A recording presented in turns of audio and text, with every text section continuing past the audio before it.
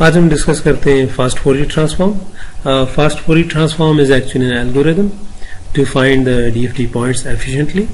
So it results into a computational efficiency. जो computation है उससे मुराद ये कि जो multiplication and additions हैं, क्योंकि यही दो operations चल रहे होते हैं, हम numbers को add और multiply कर रहे होते हैं sampling के दौरान, analog signal को sample करने के दौरान भी, और even जो ये DFT जो कि frequency sampling है इसके दौरान भी यही functions हो रहे होते हैं. तो हम एफिशिएंसी की जो बात कर रहे थे वो एफिशिएंट का मतलब है कि मल्टीप्लाई और एक्यूमुलेट यानी मल्टीप्लिकेशन और एडिशंस को हम कम करना चाहते हैं. अगर हम डायरेक्टली हम इसको देखें तो और एक और चीज़ जो हम देख सकते हैं वो ये कि अगर हम यूजुअली ये जो n है इस केस में नंबर ऑफ DFT पॉइंट्स, ये actually it's a power of 2. जैसे 8 है तो अगर फर्स्ट करें हम 8 सैंपल्स लेते हैं स्पेक्ट्रम के तो वो 2 it's a power of 2 raised to power 3. इसी तरीके से n इज इक्वल टू 8 ऐसे यानी अगर 16 कर दें तो it is 2 raised to power 4. तो ये जो एल्गोरिथम है ये एफिशिएंट है अगर आपकी जो नंबर ऑफ DFT पॉइंट्स है इट्स अ पावर ऑफ 2. तो अगर इसके अलावा फर्ज करें आप कोई पॉइंट लेते हैं 5 DFT पॉइंट्स लेते हैं हम, तो उस केस को उसके लिए हम फिर ये इसमें इस मेथड के जरिए जो अभी हम डिस्कस कर रहे हैं उसमें हम ये करेंगे कि जीरो पैडिंग करके जो नियरेस्ट पावर ऑफ 2 है वो लेके आके हम जीरो पैडिंग कर देंगे. तो जैसे फर्स्ट करेंगे ये सीक्वेंस है 0 1 2 3 4 5 यानी इसकी लेंथ जो है वो 6 सैंपल्स है. तो इसको 8 बनाने के लिए हम 2 सैंपल्स मजीद जीरो पैड करके इसको इसकी जो लेंथ है वो 8 कर देंगे. तो अब हम 8 सैंपल्स मालूम कर सकते हैं और यानी इस सीक्वेंस के 8 DFT पॉइंट्स ले सकते हैं. तो उस तरीके से ये एफिशिएंट हो जाएगा. अब हम थोड़ी सी नज़र दौड़ाते हैं इस पर कि मल्टीप्लिकेशंस और एडिशंस वैसे कितनी चाहिए अगर हम DFT पॉइंट्स देखें. तो जनरली जो DFT पॉइंट्स हैं वो उसका जो नंबर है वो 1024 है. आप इतने सैंपल्स लेना चाहेंगे. It's usual number is this is not a big number for finding the DFT FFT point या DFT पॉइंट्स. तो अगर आप देखें तो मल्टीप्लिकेशन और एडिशन हम काउंट करते हैं कितनी चाहिए. तो ये एक्चुअली DFT का फॉर्मूला है. तो इसको अगर इसमें WN जो है उसको हम e⁻j2 pi और n kn k और स्मॉल k और स्मॉल n की जो it is running 0 to n-1 तक ही चल रहा है दोनों. तो अब हम फर्स्ट करें 8 DFT पॉइंट्स ले रहे हैं. तो इसका जो जीरो सैंपल है y of 0 डालें यहाँ पे 0. तो n small n is equal to 0 to capital n-1. n को इस केस में 8 हो जाएगा. तो लास्ट सैंपल जो है वो 7th बन जाएगा. 8 - 1 7. तो ये y of 0 y of 1 यानी y यहाँ पे एक्चुअली अगर आप इसको चूँकि WN 0 जो है इस केस में पहले मैं इसकी बात करता हूँ. ये जो WKN है अगर तो ये WKN जो है it's a complex exponential, it's e⁻j2 pi over n into small n. तो ये जो नीचे जो वो है जो नीचे लिखा होता है वो actually it is actually 2 pi को इतने पीसेस में डिवाइड करना है. n is so it's a root of nth root of 1.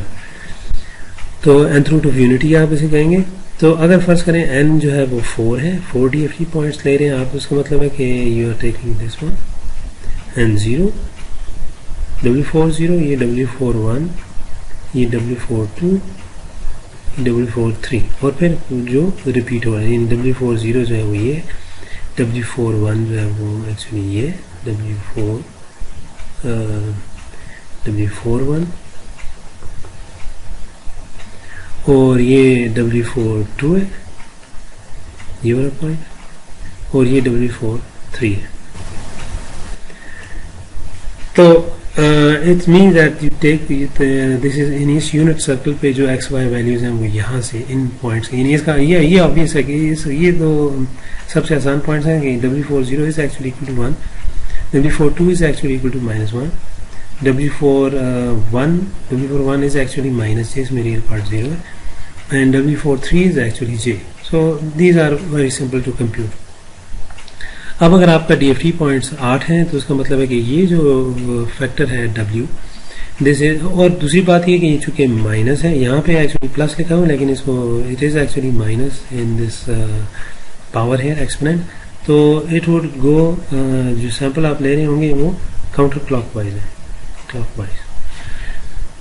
तो क्लॉकवाइज भी हमें चाहिए हो सकता है वो इन्वर्स DFT में, उसमें यहाँ पे माइनस आ जाएगा, यहाँ पे माइनस लिखा होगा फॉर्मूले में, और यहाँ पे सीक्वेंस YFN के बजाय फ्रिक्वेंसी सैंपल्स होंगे, और आप हमें जो सिग्नल के सैंपल्स हैं वो चाहिए होंगे, स्मॉल YFN यहाँ पे होगा, तो वो इन्वर्स DFT हो जाएगा। और इन्वर्स DFT में माइनस आने से ये जो माइनस है ये पॉजिटिव हो जाएगा, और you have to go clockwise, तो ये WN जो है it will rotate clockwise for inverse DFT। But anyhow W80 अगर आप 8 पॉइंट DFT की, जो मतलब है कि आप इस यूनिट सर्कल के 8 रूट्स आएंगे टोटल, और पहला जो होगा वो है W80, W81, W82, 3, 4, 5, 6, 7, तो फिर 8 जो है वो एक्चुअली यही होगा। सो इट्स सो WN है, it is periodic with period n, तो इसके बाद ये रिपीट होते जाएंगे ये सैंपल्स।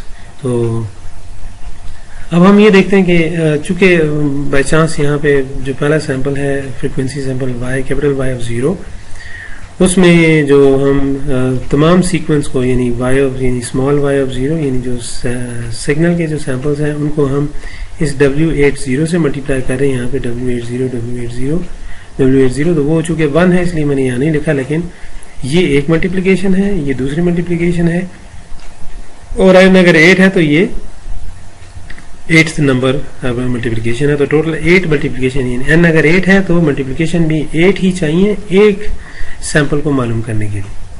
अब चूंकि आपके पास 8 सैंपल टोटल चाहिए होंगे, तो 8 into 8 इज एक्चुअली 8 स्क्वायर, सो जो नंबर ऑफ मल्टीप्लिकेशंस हैं, सो नंबर ऑफ मल्टीप्लिकेशंस जो हैं दे आर n स्क्वायर।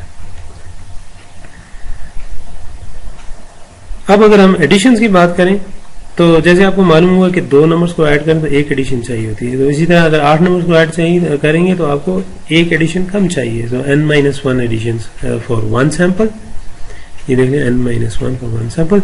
और चूंकि टोटल आपने 8 सैंपल लेने हैं, तो यानी n सैंपल लेने हैं, तो टोटल मल्टीप्लिकेशन जो हो जाएंगी वो n into n-1 हो जाएंगी, ये जो कि यहाँ n स्क्वायर माइनस n। तो ये कम्प्लेक्स मल्टीप्लिकेशंस हैं, और ये हम कम्प्लेक्स मल्टीप्लिकेशन की बात करें because they can be complex numbers, they are in fact W is actually complex number. तो इस तरीके से जो मल्टीप्लिकेशंस और एडिशंस हैं, अगर डायरेक्ट DFT पॉइंट्स आप मालूम करें, तो अगर n जो है वो 1024 है, तो n square means that 1 million multiplication चाहिए, और n square minus n additions चाहिए। यहाँ पे आप देख सकते हैं ये वही स्लाइड है। अब यहाँ पे कम्प्लेक्सिटी की बात करते हैं, तो कम्प्लेक्सिटी में अगर आप यहाँ पे देखें तो ये n कम्प्लेक्स मल्टीप्लिकेशंस हैं, और एक पॉइंट मालूम करने के लिए एक n-1 कम्प्लेक्स एडिशन चाहिए, और चूंकि आपके पास टोटल n पॉइंट्स है तो n into n-1 एडिशन है, कम्प्लेक्स एडिशन।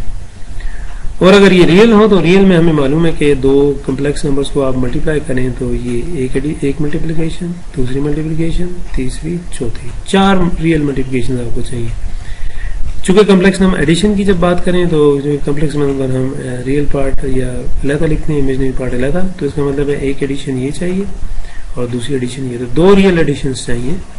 तो जिसका मतलब ये है कि अगर आप रियल एडिशन और मल्टीप्लिकेशन की बात करें तो n स्क्वायर को 4 से मल्टीप्लाई कर दें, और इसी तरीके से चूंकि हम n into n-1 एडिशन चाहिए होती है कम्प्लेक्स में, तो रियल में जब आप देखेंगे तो ये इसको भी 2 से जरूर दे देंगे, 2 से, तो this would become actually 4n square minus 2n real additions. अब डेसिमेशन इन टाइम या फास्ट फॉरवर्ड ट्रांसफॉर्म को एफिशिएंट बनाने के लिए जो प्रोसीजर है वो ये है कि आप हाफ पॉइंट्स में यानी ऑड और इवन सैंपल्स जो है वो अलग-अलग कर लेते हैं। तो ये ऑड सैंपल से मुराद ये इवन सैंपल यानी इवन इंडेक्स की बात हो रही है, जो 2m है that actually points towards the even index sample यानी x of 0, यानी इसका मतलब है कि x of 0, 1, 2, यानी अगर आपका सैंपल जो है वो x of 1 है, x of 2, सॉरी ये इंडेक्स के नंबर से बात करते हैं। एक्स ऑफ 0 आपका पहला सैंपल है, x of 1, x of 2, x of 3, x of 4 and so on. आखिरी जो होगा आपका एक्स ऑफ 7 होगा। तो ये 8 पॉइंट्स बन जाएंगे। तो 0th इंडेक्स यानी जो इवन इंडेक्स सैंपल्स हैं वो एक्चुअली ये बन जाएंगे 0 2 जिनका इंडेक्स इवन नंबर है। एक्चुअली काउंटिंग में वो ऑड नंबर ऑड बनते हैं, लेकिन यहाँ पे बात हो रही है इवन इंडेक्स को एड्रेस करने की। तो इवन इंडेक्स को एड्रेस करने के लिए आप ये 2m कर दें, और अब जो है वो n, चूंकि ये आधे पॉइंट्स होंगे तो n को हाफ करना होगा, n-1 को हाफ नहीं करना। तो ये हाफ दी n/2 - 1। तो इससे क्या होगा कि आप पहला, तीसरा, पांचवा और इस तरीके से आखिरी जो होगा वो सातवां जो 7th सैंपल है वो आखिरी, तो वो आप इससे इस इंडेक्सिंग से आप एड्रेस कर लेंगे तो वो आधे हो जाते हैं, तो n/2 - 1 हो जाएगा।